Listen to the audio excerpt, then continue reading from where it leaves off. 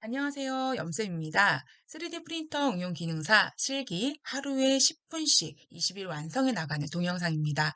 퓨전 360을 활용해 모델링하는 것뿐만 아니고 도면을 해석하고 퓨전 360의 다양한 기능들도 함께 배워나가게 되실 거예요. 초보자분들도 쉽게 이해할 수 있을 정도로만 알려드릴 예정이니 편안한 마음으로 따라와 주시길 바랍니다. 오늘은 도면의 치수 관련해서 설명드리도록 하겠습니다. 대로 설명드릴 치수 관련 부분은 R이라는 것과 파이라는 것에 대한 차이 설명드려보도록 하겠습니다. 아시는 분은 아시겠지만 파이라고 하는 부분은 원에서 중심점을 관통하여 스케치의 끝 부분까지의 거리를 치수로 표현할 때 저희는 파이라는 기호를 적어주게 되어 있습니다. 이거는 지름을 의미합니다. 그러면 R이라고 기호를 적는 것은 원이 있을 때 마찬가지로 중심점에서부터 반대편까지 스케치의 끝점을 치수화한 것을 저희는 반지름이라고 얘기를 한다라고 보시면 되십니다. 예를 들어 원의 중심을 지나가는 스케치의 끝에서부터 끝까지의 길이가 100이라고 했을 때 저희는 이 원의 사이즈를 파이 100 혹은 중심에서부터 반대편 스케치 끝까지의 거리, 즉 반절만큼이므로 반지름 50이라고도 부를 수 있습니다. 그러면 어떤 경우에 파이 값을 적용을 하고 어떤 경우에 기호 R을 기재하는지 차이를 한번 알아보도록 하겠습니다. 도면상에서 정확하게 정원으로 그려져 있는 경우에는 중심점을 지나가도록 지수를 뽑아 파이라고 작성을 해주시면 되십니다. 그러나 원의 일부만으로 아크 형상으로 그려져 있는 경우에는 파이 값으로 기재하지 않고 이와 같은 경우에는 반지름 값인 R의 기호를 적어 치수를 대신해 주기도 합니다. 고로 옆에 예제에서 보시는 것처럼 정원일 경우에는 지름값을 적어주는 게 맞으나 옆에서 보여지는 것처럼 원의 일부분일 경우에는 지름이 아닌 R이라는 기호를 넣어 주셔서 치수를 적어주는 게 맞습니다. 고로 맞게 치수가 적혀져 있는 것은 파이 값을 적은 치수와 원의 일부분으로 그려져 있는 아크의 형태의 R을 적어주신 것, 이 두 가지가 맞는 답이라고 생각하시면 되십니다. 그러나 일부 도면들에서는 원의 일부의 조각에서도 파이를 쓰거나 혹은 정원으로 완벽한 원의 형태에도 반지름 값을 적는 경우도 있습니다. 이 경우에는 맞는 표시법은 아니지만 여러분들이 판단하여 지름값이나 반지름으로 인식하셔서 작업을 해 주셔야 됩니다. 그러면 기출 문제를 보고 지금 수업했던 내용이 정확하게 적용되어 있는지 확인해 보도록 하겠습니다. 우선 R8이라고 작성되어 있는 부분의 형태를 보도록 하겠습니다. 화살표가 가리키는 방향은 이렇게 반원의 형태를 하고 있는 것으로 확인되고 있습니다. 정확한 원이 아니므로 이 경우에는 반지름으로 표시해 주는 게 맞습니다. 그 옆에 파이 8로 작성되어 있는 지수가 있습니다. 화살표가 가리키고 있는 범위를 보면 정원으로 그려져 있는 것을 확인할 수 있으며 이와 같은 경우에는 파이로 작성해 주는 것이 맞다라고 보시면 되십니다. 아랫부분도 마찬가지로 원의 일부분 R8, 원의 일부분 R5라고 되어 있고요. 그리고 가운데 있는 정원의 형태는 파이 3라고 기재되어 있는 것도 같이 확인하실 수 있습니다. 그래서 치수 보는 방법, 지름과 반지름은 어느 때 적용되는지에 대해서 알아보았습니다. 그 다음 못따기와 못깎기에 대한 설명을 해드리도록 하겠습니다. 못따기 같은 경우는 형태의 모서리 부분을 사선으로 이렇게 깎아내는 것, 이것을 저희가 못따기라고 부르며 다른 말로는 챔퍼라고도 부르게 됩니다.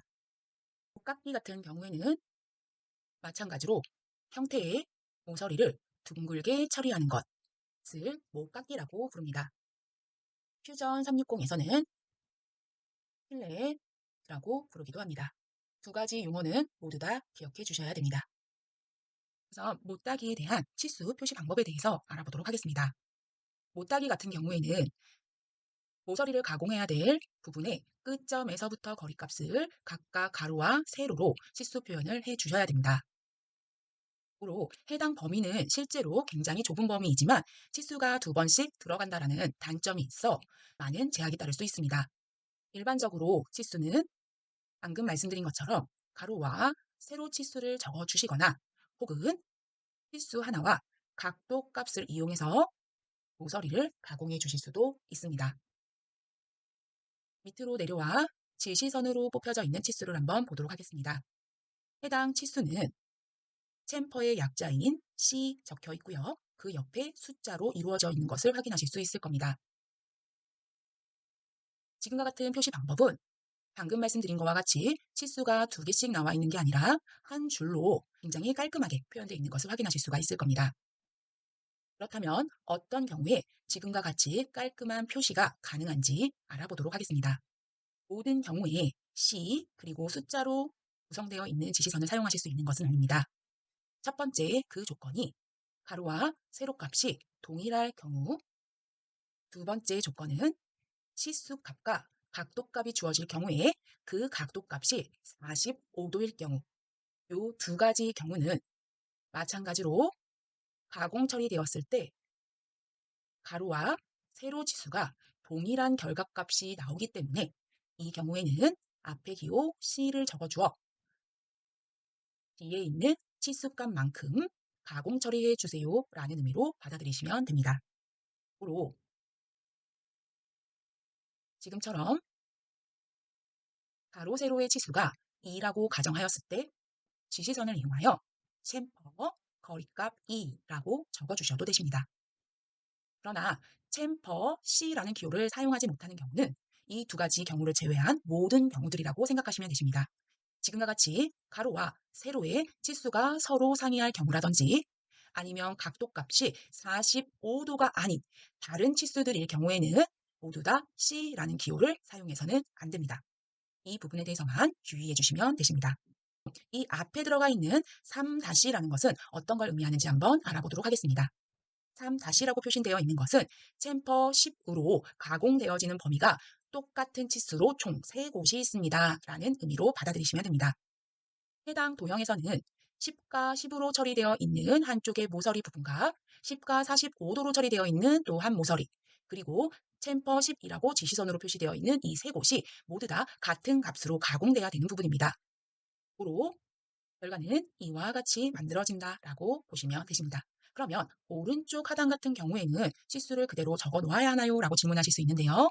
방금 같은 경우가 아닌 서로 다른 값이나 아니면 45도가 아닌 다른 값으로 챔퍼 처리가 되어 있을 경우에는 방금 말씀드린 내용처럼 가로, 세로의 치수 두 곳을 적어주시거나 아니면 길이와 각도 값을 총 두 곳으로 나누어 기재해 주셔야 된다는 것도 같이 꼭 기억해 주시기 바랍니다. 다음 목깎기에 대한 설명해 드리도록 하겠습니다.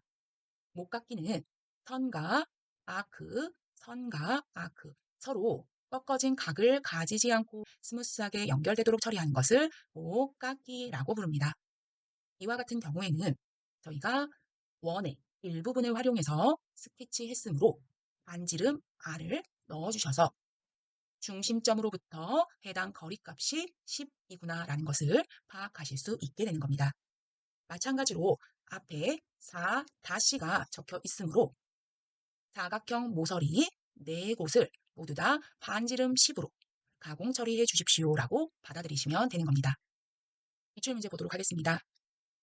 기출문제에서 보시면 지금처럼 2 곱하기 R6이라고 표시되어 있는 걸 확인하실 수 있을 겁니다. 방금 전에 저희는 숫자, 다시, 그리고 반지름 값 이렇게 적어 주었는데요. 가운데 기호가 곱하기로 표시될 수 있다는 점도 유두리 있게 생각해 주시면 될 것 같습니다.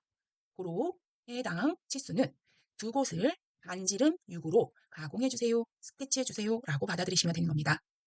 이쪽 그리고 이쪽 두 곳 반지름 6으로 처리해 주시면 되십니다.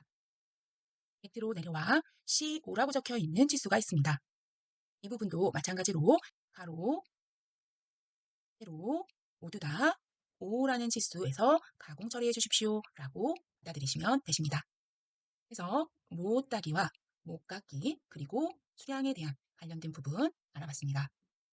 고양이님이 무슨 일을 하는지 궁금하신 분은 옆에 다른 영상을 클릭해주세요.